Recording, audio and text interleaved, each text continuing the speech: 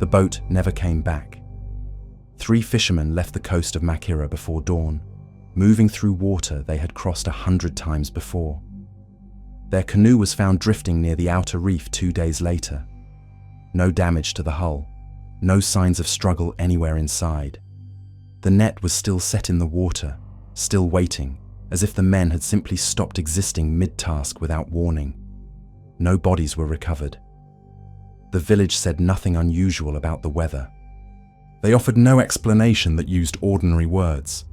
They knew what lived beneath that stretch of ocean. They had always known, and they knew better than to say its name carelessly. The Solomon Islands stretch across the southwestern Pacific in a broken chain of more than 900 islands. Most maps show them as small shapes scattered between Papua New Guinea and Vanuatu, easy to overlook at scale. Up close, each island is its own world. Dense jungle, volcanic ridgelines, rivers cutting through limestone toward the sea. Makira, also known as San Cristobal, is one of the largest islands in the chain, roughly 140 kilometers long. Mountains run down its spine like a ridge of bone. The highest point exceeds 1,000 meters, then drops sharply into deep water. The people of Makira have lived beside the Pacific for thousands of years, long before any outside power gave the island a European name. They built their villages near the reef, where fish came close and the water could be read by those who knew how to look. They understood tides, fish movement, and currents with a precision that took Western marine science centuries to approach. And they understood something else, spoken in low voices near the water's edge, never loudly, never carelessly. When a person dies on Makira, the soul does not depart as a single unit, the way many traditions describe it leaving. It splits, completely, permanently, with consequences that extend far beyond the day the body is returned to the ground. The good part, called the anga, passes from this world. It travels to a place called the Rotomana, where the dead rest. The Rotomana exists in different locations for different families. Not one place, many. Each lineage has its own. The evil part does not follow. The Adaro stays behind. It does not grieve. It does not wait peacefully. It enters the sea. The word Adaro comes from the Arosi language, spoken on Makira for generations before any written record existed on the island. The word carries several meanings: corpse, ghost, soul, spirit. Arosi does not separate those concepts the way English does. That is not accidental. It reflects how the Makiran people understand the relationship between the dead body and what persists. They are not two separate things, they are one continuum. And the Adaro is the portion of that continuum that remains dangerous. In Makiran belief, death was a splitting, one part departing toward the Rotomana, one part remaining, entering the water. The part that remained knew the sea better than the living. It had nothing left to lose and no reason left to be cautious. Fishermen on Makira grew up learning 2 bodies of knowledge. The first, where fish gathered when currents shifted. The second was older and more exact. Which channels needed a quiet paddle, which hours were unsafe near certain reef sections. These were not separate disciplines taught in different contexts. They were one discipline, passed from parent to child. The ocean that could feed you and the ocean that could take you were the same ocean.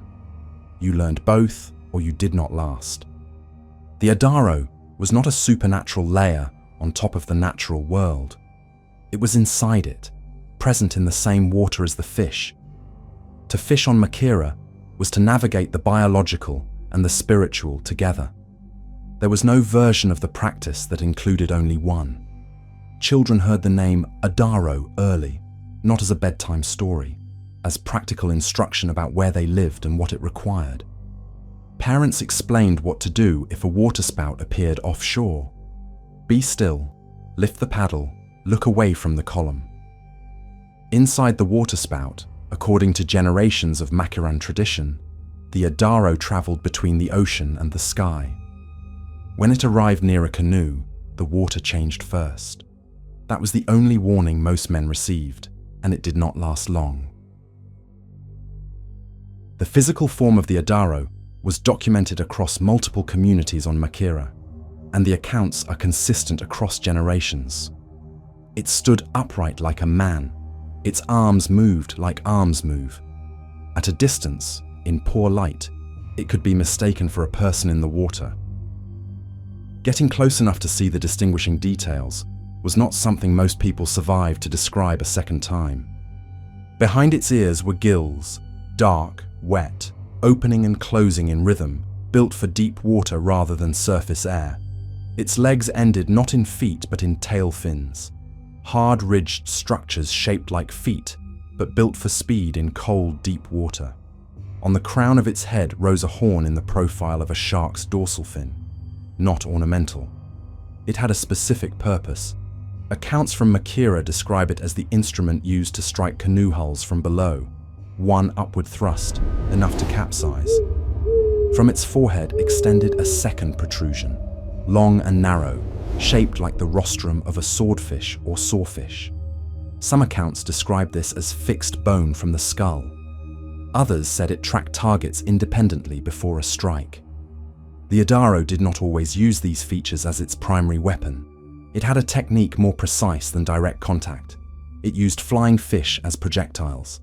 Flying fish, exocoetidae, are real and common throughout the Pacific, abundant near Makira. They build speed underwater and launch above the surface on extended fins, gliding more than 200 meters in one flight. At peak speed, they reach 60 kilometers per hour. Aimed at a face or throat, the impact is not minor. The Adaro was said to hold these fish and direct them with accuracy at fishermen who had violated the protocols of the water. Survivors described lateral impacts, something grazing a shoulder or passing close enough to be felt as pressure beside the ear. Not every encounter left visible injury, but when injuries occurred, they were different from wounds any healer knew how to treat. A strike from an Adaro-directed flying fish weakened the anga, the good soul, without leaving a mark on the skin. The man survived the blow. He returned to the village. He ate and slept and moved normally at first. Then, across the following days, something began to withdraw, strength leaving in irregular amounts, sleep filling with wrong images. An absence in the eyes that arrived gradually and did not resolve, regardless of what ordinary remedies were applied. The village recognized this progression and had a name for it, along with a precise understanding of its cause. Adaro touched, not used loosely, a specific diagnosis with a known mechanism and a known outcome without timely intervention. The body had been the entry point. The soul was the actual target, and the Adaro, unlike a storm, was in no hurry. It had no tide to catch. It could work over weeks, quietly withdrawing what it had marked until the process completed. The healer's task was to identify the condition early and begin ritual response before the work passed the point of reversal. The ritual required the right Arosi words, the right offerings, the right timing relative to the moon and tide.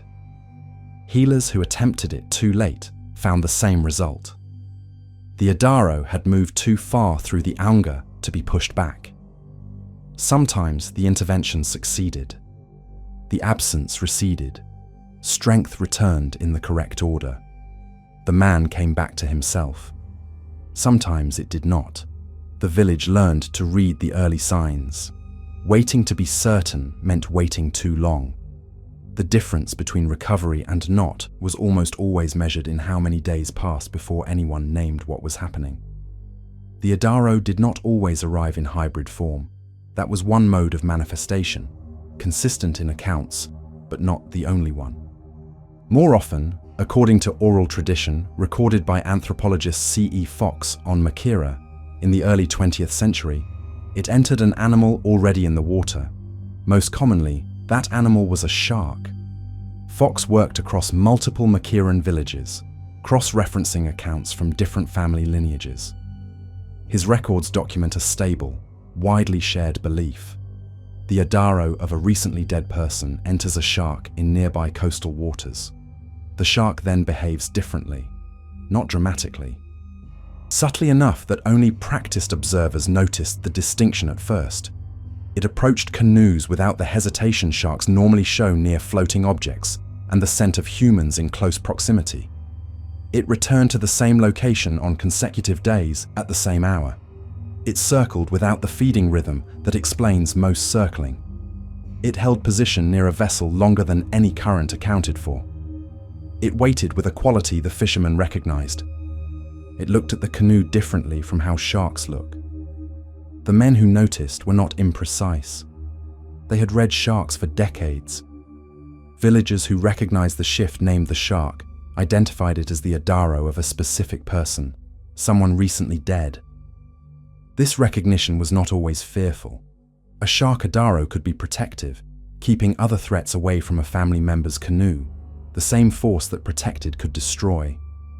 A hostile shark Adaro approached the canoe and took a person directly from it, not to feed, to drag them alive beneath the surface, down toward the deep water where the Adaro's relatives waited.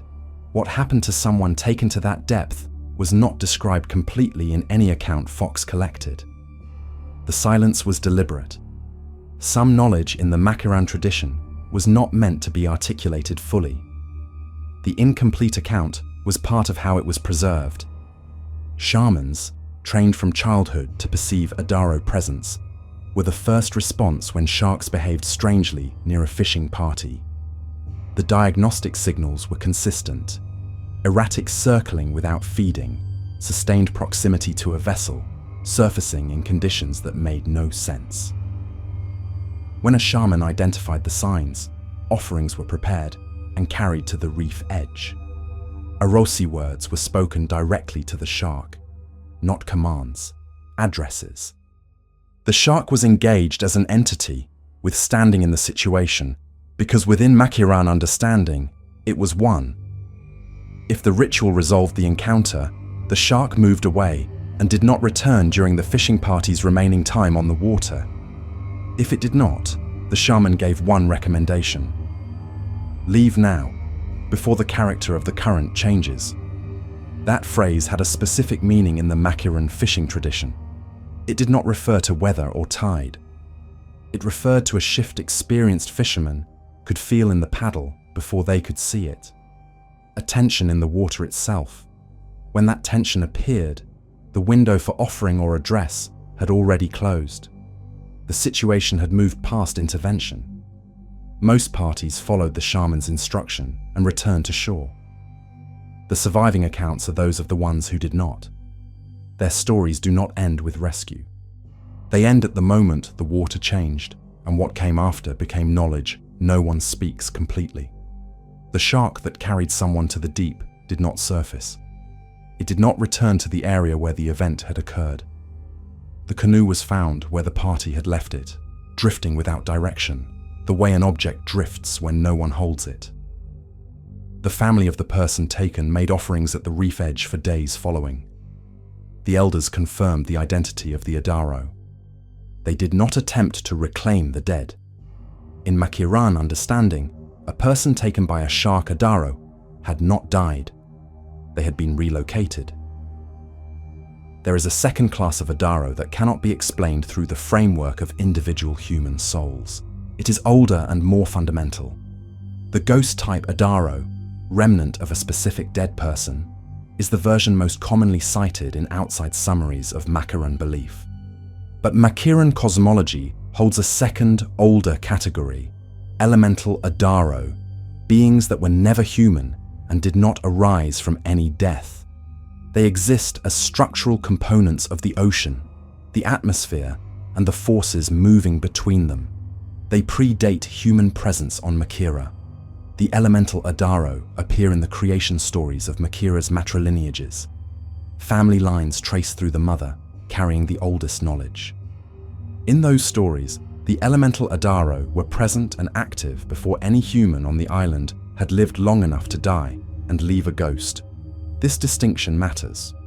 It means the elemental Adaro are not products of human wrongdoing. They predate any wrongdoing entirely.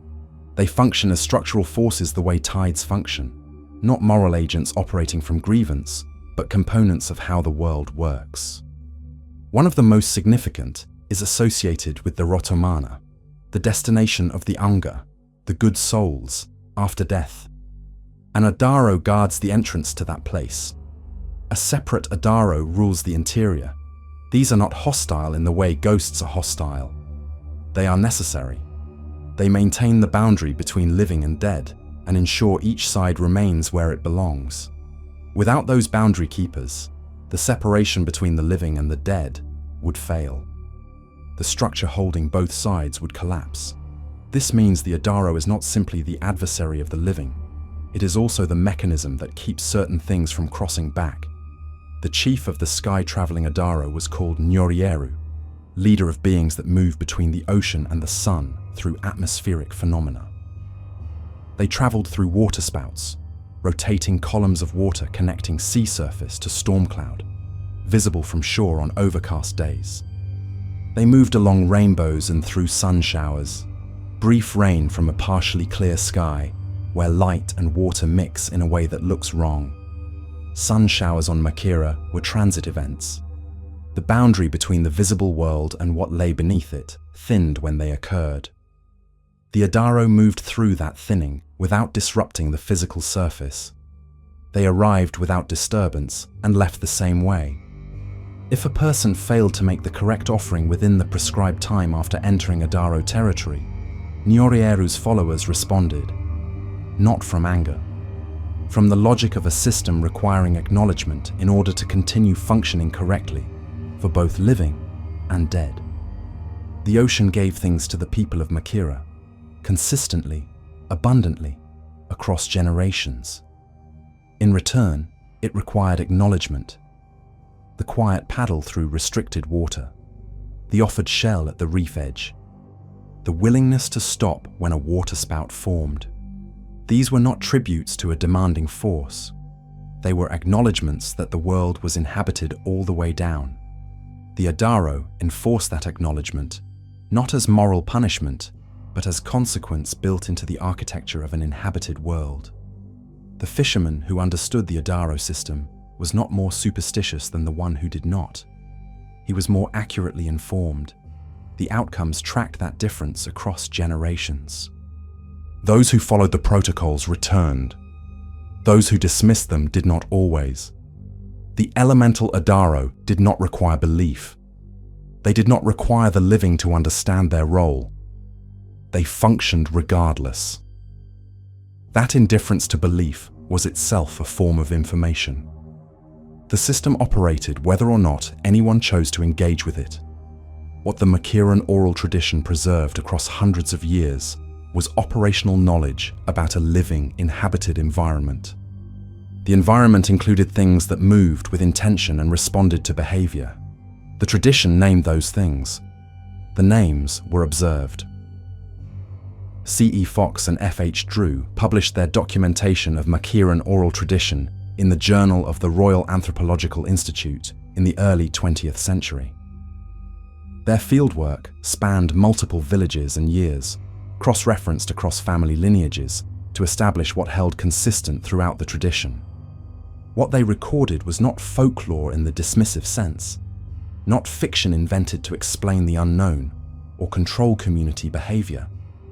It was a complete cosmological system with internal logic, precise terminology, and behavioral protocols from sustained observation of ocean conditions. The dual soul concept, Adaro and Aunga, had exact implications for how illness, accident, and unexplained death were managed in Makiran life. These were not abstract positions. They translated directly into behavioral instructions governing real choices made in and near real water. When a fisherman died at sea without visible cause, the framework did not reach for randomness, it reached for reciprocal obligation. That interpretation required specific responses from specific people, with defined timelines. The cosmology was operational, it generated action. If you fished in certain channels, you made an offering before departure and another after return. The sequence was fixed. If you passed through certain reef sections, you lifted your paddle and moved without disturbance, treating the water as occupied space. If a waterspout formed while you were on the water, you stopped entirely and held still until it completed its passage. These requirements were not irrational habits passed down uncritically. They were accumulated data from generations of observation in one ocean. Their consistency across multiple communities, multiple generations, and lineages with different creation stories argues against arbitrary cultural invention. Something produced them, something repeated and observable, encountered frequently enough to generate stable cross-community consensus on how to respond. Whether that something is best described as Adaro or in the language of marine biology is a question the data does not cleanly resolve. Marine researchers in the Pacific have documented phenomena that partially overlap with Adaro accounts. Flying fish behavior near waterspouts is real. Unusual shark aggregation near volcanic seafloor activity has appeared in peer-reviewed literature. Some of those systems are near Makira's eastern coast. Bioluminescent events in deep water, elongated forms moving against surface current at night, have been reported in zones the tradition marks as restricted. None of this confirms the existence of the Adaro. It confirms that the tradition encoded real observational data within its cosmological framework. The people of Makira were not imagining encounters. They were describing consistent contact with something, using the language their system provided. Whether that language accurately names what it describes is open. Whether the tradition was grounded in real contact with something real is not. It was. The question is only the correct name. On Makira, names were never chosen carelessly. They were chosen by people paying close attention. Fox noted that the most experienced fishermen treated Adaro protocols the way navigators treat charts, not as beliefs, but as information. Information about where forces were concentrated, how they responded to specific behaviors, and what ignoring that information had cost. The charts were not wrong because they used different notation. The notation came from a different instrument, sustained human attention across generations. Decoding the data requires taking the tradition seriously as observational knowledge, not only as cultural artifact with anthropological interest. When Fox and Drew did that, what emerged was a parallel record of the same environment, assembled by different means. That instrument, applied to the same ocean over sufficient time, produced reliable data encoded in story, the available storage medium. The environment in both records was the same ocean off the eastern coast of Makira. The forces were acting on the same water. What the tradition called Adaro, science had not yet fully named. That gap between two naming systems does not mean the thing was not there.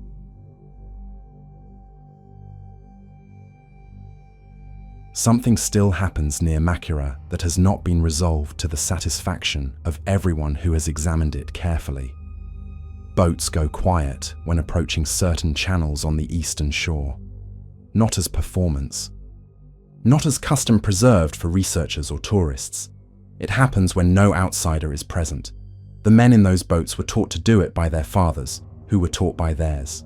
The protocols Fox documented in the early 20th century are still in operational use on Makira. This is current practice, not historical reconstruction. Offerings are still brought to the reef edge at prescribed times. The Arosi words are still spoken in the correct sequence. The territory identified as Adaro territory in Fox's records has not changed location in any account produced since then. The Adaro has not been reclassified as metaphor by the people closest to it. It has not been repackaged as heritage for display. For the fishermen of Makira, the Adaro is not something remembered from an earlier time. It exists now and must be navigated now. A knowledge system that survives missionary activity, formal schooling, and global media while governing practical ocean behavior is producing outcomes. It works, in some verifiable, result-based sense, for the people using it across unbroken generations. It continues to work. The last widely documented account of what Makiran fishermen identified as a direct Adaro encounter occurred in the late 20th century. A fishing party of 4 entered a channel on the eastern side of Makira, identified by older villagers as restricted territory requiring preparation. The preparation was not made. They entered late in the afternoon, when the light was in transition and deep water was hard to read. 2 men did not return to shore that evening.